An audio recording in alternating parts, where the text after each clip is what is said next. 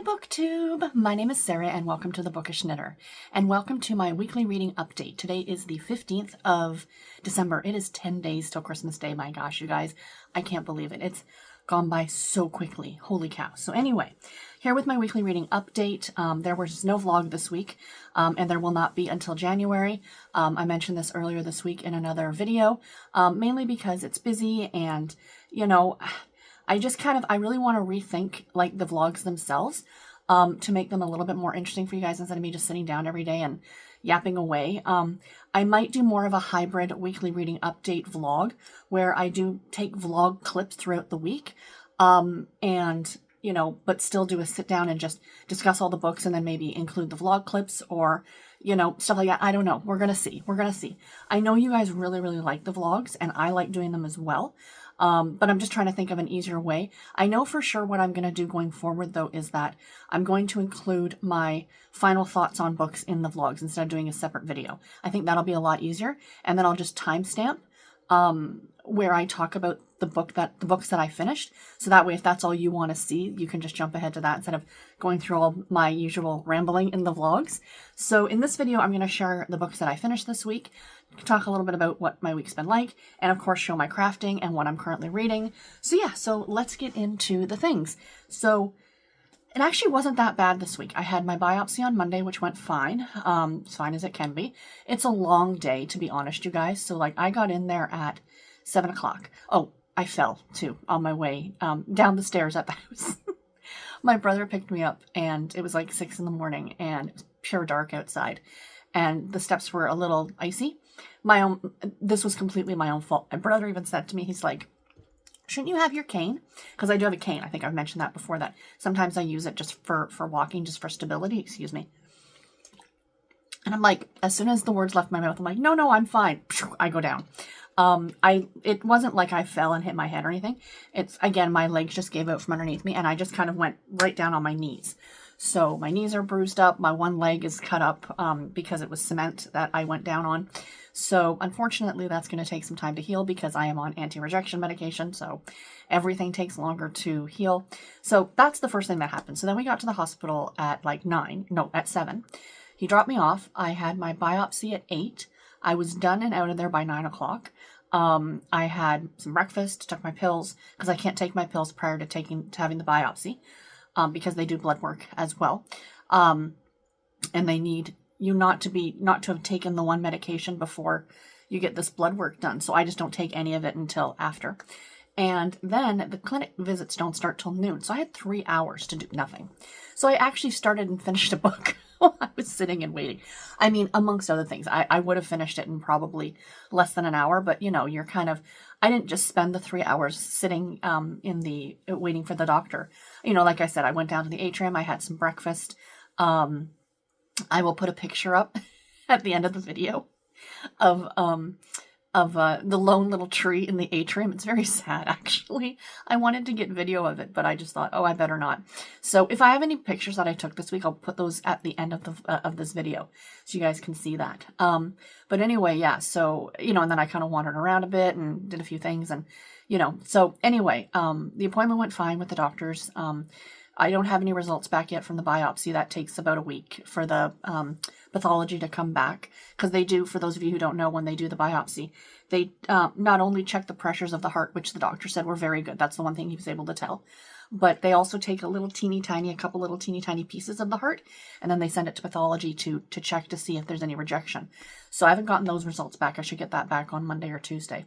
And then they might change up my medication or whatever. Anyway, it's a thing. So that was Monday, and then the rest of the week has just been chill, actually. Tuesday, I wasn't feeling that great, I think, because I felt like my legs were really, really, really hurting. So I kind of spent a lot of time just sitting around and relaxing. By Wednesday, I felt a lot better. And yeah, so the one thing I have started doing, or plan to start doing, I did start a bit yesterday, is I'm trying to organize the book room, my physical book collection. I had started cataloging my digital books and realized that can be done at any time. What I need to focus on are my physical books because we're hoping to move sometime next year, within the next 12 months, essentially. and I've got to get that room organized because there's a lot of those books I'm not keeping.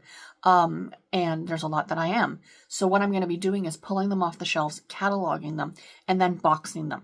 I'm not putting them back on the shelves because if we're moving in the next 12 months, I'm not putting them back on shelves, put them back in boxes. So I'm going to box them, label what box, and when I catalog them, mark what box they're in. That in the meantime, if I want to read one of those books, I know where to find it. So that's going to be fine. But yeah, that's the big project I'm going to be starting. I figure since I'm at home, nothing else to do, I can sit myself down on the floor with my laptop and a box of books and just start cataloging and deciding what I'm keeping and what I'm not keeping. So that's going to be kind of fun, I think. So anyway, yeah, that's that. Yeah, so let's get into what I read this week. So I had 2 short books and a dud, unfortunately. So the first book that I finished is the one that I started and finished while I was sitting waiting to talk to the doctor, and that was Holiday Hideaway by Mary Kay Andrews. This was a Kindle Unlimited read. It's only like 70 pages long. I gave it 3 stars. It was super cute. I mean, if you are sitting waiting for somebody, like there's a lot of stuff going on right now, and maybe your kids have like recitals or dance class or something like that, and you're just sitting in the car, or like school drop off or pickup or whatever, and you've got some time and you want something quick to read, pick this one up. It is a romance. I'm using air quotes. I gave it 3 stars. The reason is because it's 72 pages. You can't have much of a romance in 72 pages. So the whole plot of the story is about our main character named Tilly, and she is a property manager for some like holiday house, like almost like Airbnbs, it sounds like. So this one house has been like, nobody's been renting it or living in it for like a year. And her and her husband, much earlier in the book, or not in the book, but much earlier, like 6 months or a year earlier, had split up. And she was living in a place, and now she's waiting on her apartment, but she's not going to get this new apartment till January. So it's the holidays and she needs a place to stay. So she's kind of squatting in this like Airbnb. And lo and behold, the owner shows up. So the 2 of them for the first half of the book are like, she's hiding from him, but he's like, there's got to be something like and she keeps, because he's in contact with her on the phone, because again, she's the property manager, and he's like, there's something odd going on here. She's trying to get him to leave so she can stay. And she's like, oh, it's rats, or obviously there's a problem, or this, that, and the other thing. And then eventually, they end up meeting, and he has an accident and she ends up taking care of him. And it turns out they knew each other in high school, and there's a little bit of there wasn't a lot of angst in this. There wasn't a lot to this story. It was just a cute, fun little holiday story. Again, it was 72 pages. I read it in probably less than an hour, sitting waiting to talk to the doctor. If you're looking for something like that, pick this one up. It was highly enjoyable. And again, it's on Kindle Unlimited, so give it a read. The next one that I finished was The Christmas Book Hunt by Jenny Colgan. This was also a Kindle Unlimited read. This was a Kindle Unlimited week. As you can tell, I have completely gone off my TBR, and I'm perfectly okay with that. So yeah, The Christmas Book Hunt by Jenny Colgan. I gave this book 4 stars. This was super cute. It's also available on audio, and I did kind of tandem listen to it on audio. Who was the narrator? Sorry, give me a second here. I do like to acknowledge who the narrators are because they do contribute quite a bit to the books themselves when you're talking about an audiobook. So here it is. So the narrator on this one was Eldith Beaton. This was 3 hours and 26 minutes on audio. So it was super, super cute. This one was the story of, what was our main character's name? Miriam, and his name was Theo. So basically, this was a really great Christmas story, and I really, really enjoyed it. And I highly recommend that you pick it up if you get a chance. So basically, Miriam's great aunt, Violet, is very, very ill. She's dying. And she has been like, an inspiration and one of Miriam's favorite family members. And she remembers this book that Violet, when she was much, much, much younger, before the war, before World War II, this book that her father had and had read to her. And it was Robert Louis Stevenson's Book of Childhood Verses or something. I think it's an actual book, but the edition that she was talking about is obviously made up. And it's some famous artist illustrated it. So Violet really wants to see this book one more time. So Miriam gets sent on this wild goose chase kind of throughout England and Scotland looking for this book. And in the meantime, she's going into all these antique Aquarian type bookshops, and she meets this one man in London, and he wants a copy of this book. There's been rumors that this book existed, but now it's like, is this book actually real? So he sends his nephew, Theo, to kind of follow Miriam and get the book off of her when she finds it. So that's kind of the plot of the story. So there is a bit of a romance in here between Theo and Miriam, but what I really liked, and this is maybe a bit of a spoiler, is that it's not a happily ever after, but it's a happy for now. And I am perfectly okay with that. I think that works much better in terms of a shorter book like a novella, because this I think is listed on Amazon at like 125 pages or something. And I think that works better. I think that makes more sense for a novella. To have them be like, okay, you know, at the end of this story, they were like, you know, let's see what happens. Let's go out on a date and see how this goes. And I really, really liked that. I thought that was fantastic. So yeah, I really thought this one was cute, and I absolutely recommend that you give it a read. It would have been a 5-star had it have been a full-length novel. But with it being only a novella, it only got a 4 because I have a hard time rating a novella a 5-star. Just because I just feel like there could have been a lot more to this story. You know, backstory for Violet and Miriam and, you know, Theo himself. I mean, but for what the story was, I really, really enjoyed it.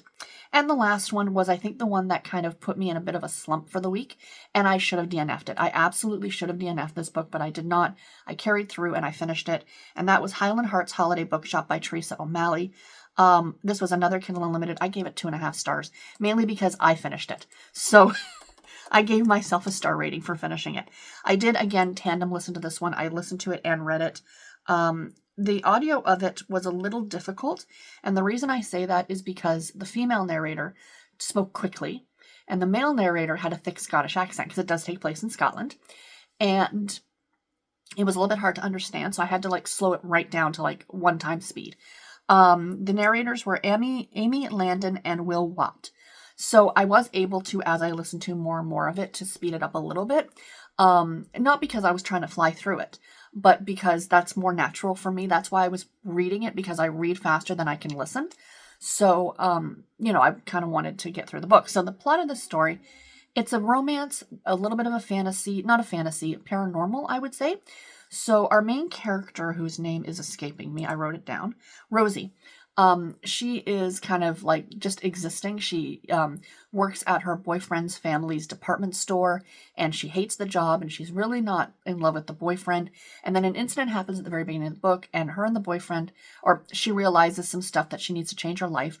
Her and the boyfriend split up, and then she gets this letter from this aunt that she never met in Scotland, who has passed away. Or from the aunt solicitor, I should say, who's passed away. And of course, she has now inherited this bookshop in this small Scottish town. So she shows up there, and she is running this bookshop, and she meets this guy named Alexander, and he is kind of the local hottie, if you will. She's kind of in love with this Scotsman, like she, you know, fancies him. And there's a ghost in this bookshop, which is kind of that fantastical, paranormally element. What got me about this book, if you look at the cover of this book, it looks absolutely adorable. And I saw this on the library website. Like I said, it is on Kindle Unlimited, but I borrowed the audio from my library. And I thought, oh, this is going to be such a cute, sweet Christmas story. This got spicy, you guys. There are puffins on this cover wearing Santa hats. And this got spicy. This cover does not depict what happens in the book, like, in my opinion. And we got talking about this yesterday. I was fortunate enough, I'll leave link to the video below. But Fiona over at Reads and Eats and I both interviewed Sheila Robertson, who is a fantastic author. And we got talking about the fact that books should have ratings on the back. You do it for movies, you do it for video games, you do it for music. Why not for books? Because this, to me, or at least at the bottom of the description, put for 18 plus. I didn't have a problem with the adult content. That wasn't my issue with the book. That's not why I gave it 2.5 stars. There were other reasons I didn't like this book. But I was talking about this one in a live show last week, saying I was reading it. And the other ladies were like, oh my God, that cover is so cute. And then I quickly realized that this is not a cute book. And it's a cute book, but you know what I mean. It's not a sweet story. And there are some of the people in that live show who prefer their romances to be sweeter. So thankfully, I read it already, so I can let them know, you know, this is one you might want to steer clear of. So anyway, what I didn't like about the book were some of the characters. There's this group called the Book. I can't even say it because I don't want to swear on the channel. That really bothered me too. The Book, I'll say Witches with a capital B.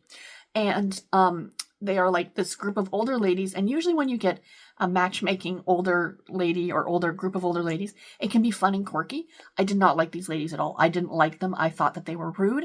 I thought that they were pushy. And I just did not like them at all. And they really, really annoyed me throughout the story. They like pushed their way in literally to Rosie's life and took over. Like they were going into her back room in the bookstore, like her private personal space where she lives, and making tea and stuff. Like, oh, well, they used to do that with her aunt. Okay, but she's not her aunt. You don't know who she is. And I just found it very rude. There were some parts that were kind of funny. They had really cute sweatshirts that they made with like little sayings on them and stuff. Some of it was fun, but overall, like most of the story, I just didn't care for. The whole thing, the paranormally element to it, again, not just with the ghost, but the fact that Rosie now has this magic because she owns this bookshop and she can pair people up and she's a matchmaker. So, and then of course the romance with Alexander. It had the potential for being a cute story if the older ladies were out of it. And I know that seems like a small thing, but they were a big part of the book. And I just didn't like it. So unfortunately, that was a 2.5 star for me. Didn't love it. But anyway, that's what I read this week, you guys. What am I currently reading? They're both over there. I am currently reading The Holiday Cottage by Sarah Morgan for Fiona and I's Sarah Morgan read along this month. And I'm about halfway through it and I am loving it. I should get it done tomorrow. I'm listening to it on audio and I'm thoroughly enjoying it. It does take place in England and I love the narration on it. It's fantastic. I'll share more about this with you guys next week.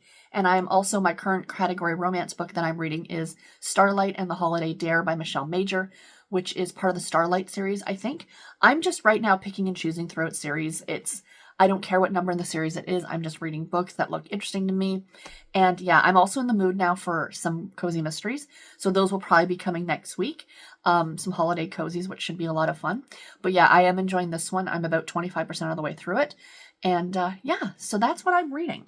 So last thing, or one of the last things, let's show you guys the crafting. Because a lot of you asked when I said I wasn't doing the vlogs for the rest of the month, would I still show my crafting? And yes, I will. So my sock, I'm hoping to put the heel in actually today. Would be great. What on earth is happening here? I've got stuff twisted around everything. Sorry, guys. Bear with me just a second here. I don't want to wreck my yarn. Okay. I don't have my glasses on. I'll play with that afterward. So anyway, so that's where I was the last time I showed you guys. So that's all I've gotten done this week. Not a terrible lot, but I have another inch before I add in the heel. I will not get these socks done before Christmas. I have been cross-stitching so much. That's where my focus has been, and I've been loving that, and that's okay.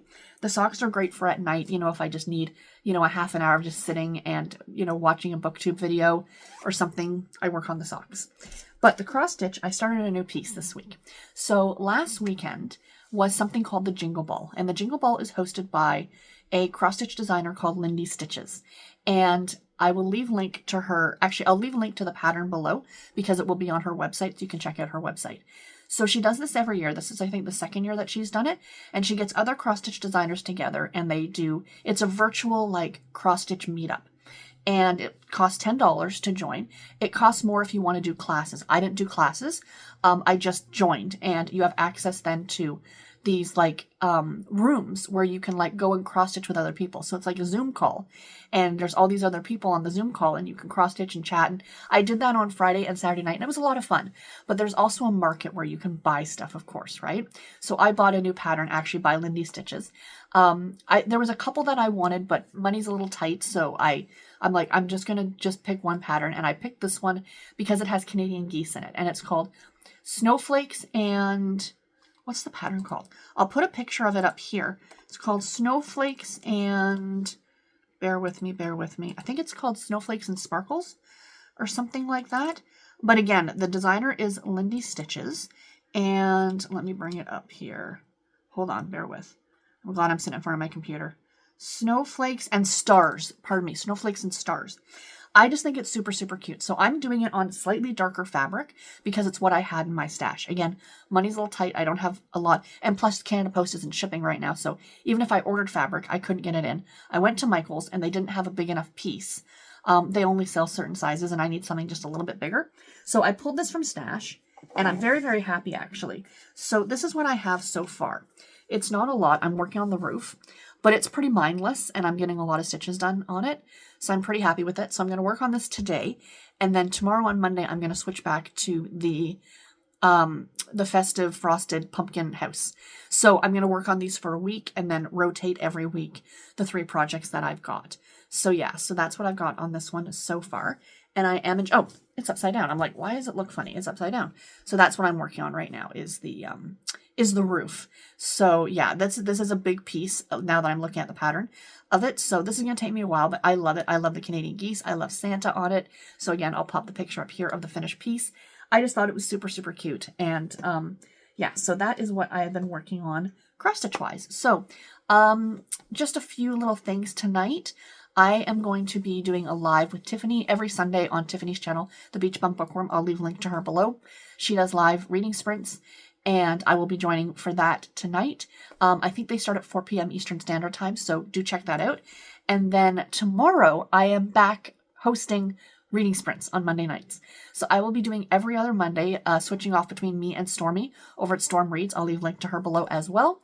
So do check out that. So tomorrow at 7 p.m. here on my channel, live reading sprints for a couple of hours. I'm really looking forward to it. It's going to be a ton of fun. So yay, I can't wait. I'm so happy to be back hosting them again, that I feel well enough to do it, and that I'm not in hospital anymore, and I don't have a lovely older Russian lady listening to Russian television at full volume. For those of you who followed my journey in the hospital, I had some wonderful, wonderful roommates, but some of them were very trying. And I still think about some of them and just hope that they're doing okay. But she was a very, very sweet woman, but she just loved her television and did not have any headphones. So anyway, guys, that is it. I hope that you guys enjoyed this. Like I said, if I had any good pictures this week, I'll put the one picture up at least of the sad little Christmas tree in the atrium. If I got any other pictures or anything like that this week, I'll post those at the end as well. But I hope you guys enjoyed. Please like and subscribe if you enjoyed this video. And until my next one, everybody, take care and happy reading. Thank you all so much for watching. Bye, guys.